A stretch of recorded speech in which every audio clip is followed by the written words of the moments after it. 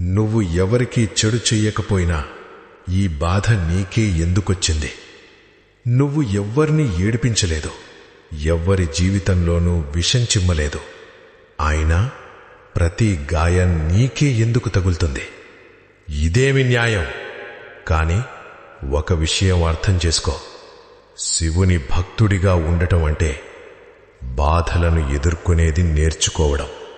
శివుడు ఎవర్ని తనవాళ్లనుకుంటాడో మొదట వారి కర్మల లెక్కను తీర్చేస్తాడు. ఆ లెక్క కన్నీళ్లు, ఓటమి, ఒంటరితనంతో నిండిపోయుంటుంది. నువ్వు కుంగిపోయింది నువ్వు చెడ్డవాడివి కాబట్టి కాదు, నువ్వు మంచివాడివి కాబట్టి. శుద్ధమైనది మాత్రమే కరిగించబడుతుంది. పాపం చేసిన వాళ్ల సమయం కూడా వస్తుంది.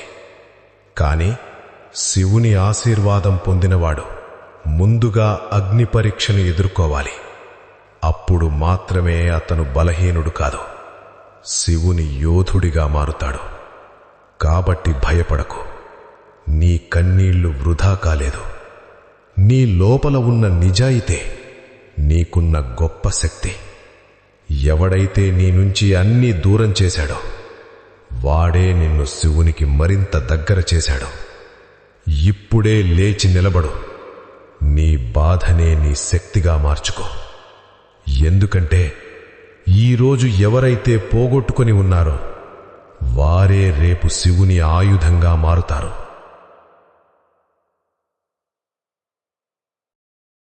నువ్వు ఎవరికీ చెడు చెయ్యకపోయినా